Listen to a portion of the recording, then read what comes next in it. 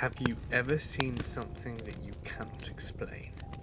A whisper in a silent corridor, or perhaps a spectral figure lost in time? Join Unit 522 and I as we venture into the realm of the paranormal. Number 1. Before I begin this story, I would like to mention that yes, it is 100% true, and I have only told it to a select few people that I am very close to. At the time of this story, I was 17 years old, working a part-time job at a local movie theatre. I absolutely loved working there.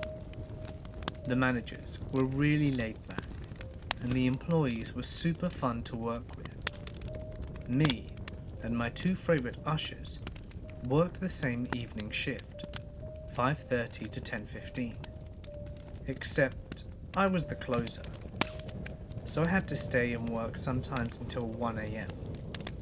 One day, when we got to work, there was an ambulance, and a big part of our lobby had been roped off. We all sat upstairs waiting to clock in, wondering what had happened. After we'd clocked in and got downstairs, we spoke to someone that had been working the day shift, and they told us that unfortunately, a man had died earlier that day whilst watching a film due to a suspected heart attack. The whole event freaked us out, but left us a bit curious. Deaths in our area like that weren't very common, and it was quite disturbing. Funnily enough, this happened when the movie Ouija was just about to start playing in our cinema.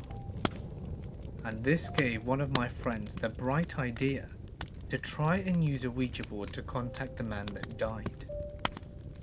At first, I was very much against it, not only due to my strict religious beliefs, but also because I thought it would be disrespectful to the man. But my friends were very persistent and convincing, and in the end I said I'll give it a go, but if things turned south, I would be out. So a few days later, once my buddies were finishing up their shift and I was on closing, one of them went home to get the board. The managers were downstairs sitting in a different office doing their own closing routines. I rushed through mine, and then they got back with the board. When we started our session, my buddies kept asking questions, but got absolutely no response. It was a bit disappointing. Then I tried a question, and I got a response straight away. From the start, I thought it was my buddies just messing with me, but I would be proved wrong very soon. I asked it a question, "What's my name?" and it answered. Then I asked it another question, "What was the name of my girlfriend?" Again, it answered correctly. But before I could say anything else, it gave off the name of a guy. At the time, it didn't make sense, but months later, I found out that it was the name of the guy my girlfriend was cheating on me with. I must also clarify that this guy was from out of town, far out of town, and none of my two buddies at the time had any idea that my girlfriend was cheating on me or who this guy was, so there is no way that they could have answered that. We went through various other personal questions, and at that point I was pretty convinced this thing was legit. But things only got worse. We started asking about the man who died, and the board answered our questions, but towards the end of our questioning, it began to act quite strange. Long story short, we soon found out that we hadn't gotten a hold of the man that died. Instead, we were communicating with a dark entity. And the most haunting part about this was that it only answered to me. Before we were able to finish the session though, we heard a manager walking up the stairs. We quickly hit the board and my two bodies hid in a closet. The manager came in, didn't notice anything, and after a quick conversation with me, went back downstairs and said goodnight. Little did I realize that we had forgotten a crucial part of the Ouija experience. We forgot to say goodbye. I actually never realized it until the very next day, and that's when things started to get bad. The next day was a Friday, and my parents had to go out of town for a softball tournament with my sister. I hadn't thought any more of last night, and around 5 o'clock, I was sitting in my living room watching The Office. It's easily one of my favorite TV shows. When out of nowhere, the mood and feeling in my house changed. It's as if all the happiness had been sucked away from me. About as soon as I looked up, I witnessed a chair from my kitchen being thrown across the room. I was in an absolute panic. I ran out of my house, grabbed my keys and wallet, and went off driving my car. I had absolutely no idea what to do, so I went to the Walmart closest to my house as it was a public space, so that I could gain composure. After about half an hour of pointlessly wandering through the aisles, I decided that I needed to get whatever it was following me out of my house and out of my life. I spent the next hour and a half at a Starbucks, researching all the things I could do on my phone. Luckily, at my local mall there was a game store that sold Ouija boards, so I decided to buy one. I knew playing alone was actually a bad thing, and I contacted my buddies to see if anything strange had happened to them, but they told me that nothing had happened. So I decided it was just me and this entity. I took this back to my house with the intention of ending it then and there. A lot happened whilst I was playing around with the board, and I probably spent about 45 minutes talking to it, this thing that was now attached to me. I spoke with it back and forth, and due to my religious beliefs, I refused to give up against it. At one point it said, "Sell soul," but I refused. I said my prayers in the house and called out to God to end it. Towards the end, there was silence on the board. I took my hand off the piece to Google what silence meant to see if I'd gotten rid of it, and as soon as I took my hand off the piece, it flew independently straight to goodbye. I then knew that my mission was complete, so I cut the board up into 7 pieces and buried it outside my house. Like I said, I never told anyone, not even my parents. But I'm happy to say that nothing strange ever happened again. Please don't mess with Ouija boards. They're not toys. Number 2. I once had a friend I knew for about 5 years. I met him when I was 11, and he was around 19 or 20. Despite the shady age difference, he never did anything that would make me think he was a creep. He was protective, yes, but in a fatherly type of way. My father was deployed to Iraq when I was 10, so he was like the substitute while my dad was miles away. We usually would talk over Skype, and we would talk for hours at a time. I had a friend who also talked to him, but not as often as I did. Almost about a year ago, he died in a car accident with his cousin in Europe, and of course, I grieved. It wasn't often I would cry over anything, but this was something that hit me hard. This is only a little backstory. So I've always been someone who has trusted their gut, and strangely enough, even my dreams. It may sound crazy, but I've had small harmless dreams, which I experienced the same thing a couple of days after. Well, one night, I had one of these dreams. I didn't remember much. I was outside at someone's house. We were jumping around on a pile of junk, and we were just having a good time. There was a fallen tree against the pile. I don't recall much from the dream, mostly just the scene I was placed in. Of course, it didn't bother me. It wasn't scary in any way, so I didn't worry about it. A couple of weeks later, my mom suggests that I spend a week or two at my cousin's house, who lives out in the country. Of course, I accept this offer since I wanted to get out of the house for a while anyways. That weekend, I headed down to where they live.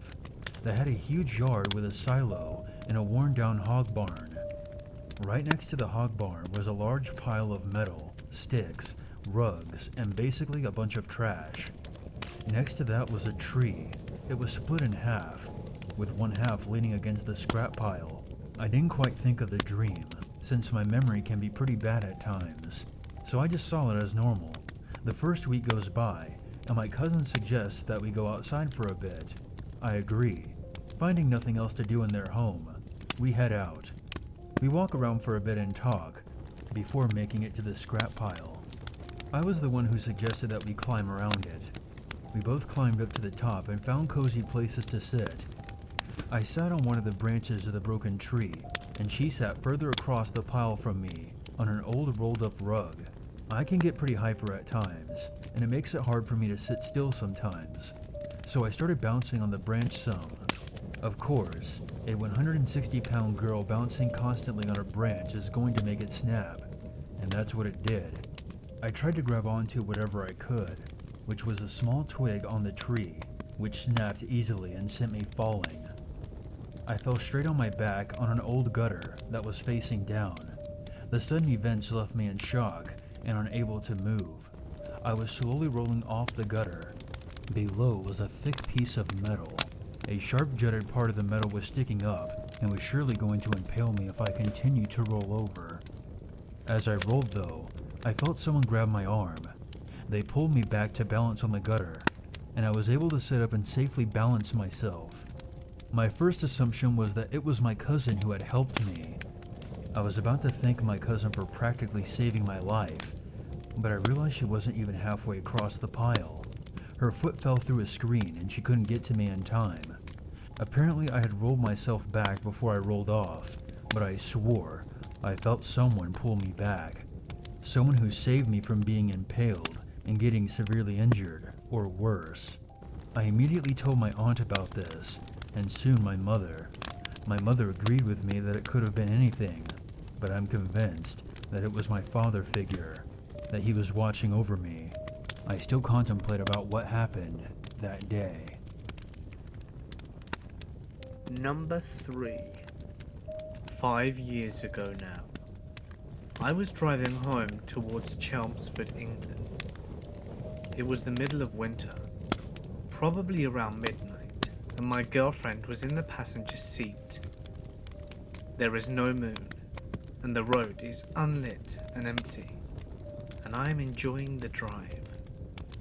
I'm pretty much flat out on a long right-hander coming out of a roundabout, when I notice there is a girl in the middle of the road. She is tall, skinny, and dressed head to toe in black, with a long, billowing skirt. She had long black hair and was facing away from me with her arms by her side. Like I said, I'm going pretty much flat out, so it all happens very quickly. I swerve into the opposite lane, just narrowly missing her, and hit my brakes. In my rearview mirror, she is momentarily lit up by my brake lights, and again is facing away from me, but still is in the same spot with no sign of movement. I am very spooked, and instinctively get off the brakes and back onto the gas. I could see her silhouette recede into the mirror. My girlfriend didn't see a thing, because she was asleep at the time, but is startled awake as I swerve. I circle around the roundabout, and there has been perhaps 15 seconds since I last saw her in my mirror. I wanted to show my girlfriend to prove that I wasn't crazy, but as we get back, there is no sign of her. There is no path near that part of the road. It is on a slightly raised embankment through farmland. No reason for anybody to be there, especially at that time of night, and there is absolutely nowhere to hide. I am not religious nor superstitious in the slightest, but I have absolutely no explanation for what happened then. I had a pretty vivid night terror about the same girl some months later. I woke up and she was tapping on the window. Then she was in the room, but had no face. Number 4. My friend's sister Guinevere was moving and had to drive her truck from Denver to the East Coast. She stopped in St. Louis on the way to visit some friends, leaving their place just before dusk. She started driving in what she thought was the direction of the highway. The sky was getting darker, the streetlights were few and far between, and she suddenly realized that she was lost. She was in an industrial area now, and was getting creeped out by the fact that no one was really around. Railroad tracks ran behind the rows of empty buildings. Since this was before GPS and decent cell phones, she decided to pull over into a parking lot and check her actual map. Guinevere pulls into an empty parking lot and stops, switches on her interior dorm light, and no sooner had she done this, an African-American woman appeared at the passenger side window out of nowhere. She said, "You need to get out of here. You're not safe." Guinevere went from creeped out to shocked immediately. She stammered, thanks, and floored it all the way over to the other side of the parking lot and stopped again to look at the map. Immediately, the young woman was there again at the passenger side window. She says, "You need to get out of here. You're not safe." Guinevere tore out of the parking lot and eventually made it safely to the highway. Two things that especially weirded me out. One, she had 2 dogs in her truck, not afraid to bark at strangers, and neither one of them registered that there was anyone outside at any point. It was like there was no one there. I've always heard that animals have more sensitivity to paranormal things than people do, so that was odd. And 2, when the young woman spoke, Guinevere said that she could hear her voice plain as day, even though the windows were rolled up. She heard the young woman just like you would hear someone who was sitting right next to you. She was so bothered by what happened that she did what she could to search the St. Louis newspapers online to see if anything had occurred in the area. It turns out that a man had been killing women right around there and leaving their bodies near the train tracks behind the building that she stopped at. He would hide nearby and watch while the police and emergency personnel worked the scene of his victims. He had struck again that night, just before dusk. She believes to this day that someone, fortunately, was warning her not to linger. Hey guys, it's Mort here, and thank you so much for listening. I want to give a huge thank you to Unit 522 for helping me in this video. He is an extremely talented narrator, and if you haven't heard of him already, you should definitely check out his amazing work. He's one of my favorites to listen to. Also, part 2 of this collaboration can be found over on his channel, with even more chilling paranormal stories. So be sure to go check those out with the link coming on screen in a few moments. But before you head over, I'd love to know if any of you guys have ever experienced something paranormal. Let me know in the comments section, as well as your thoughts on this topic. Do you guys want more paranormal videos? Because I have lots of stories if you do. If you want your story read, be sure to send it over to my email, which you can find in the description. And don't forget to check out my Twitter and Instagram, as I'm posting some cool behind the scenes stuff there. But for now guys, I'm going to sign off.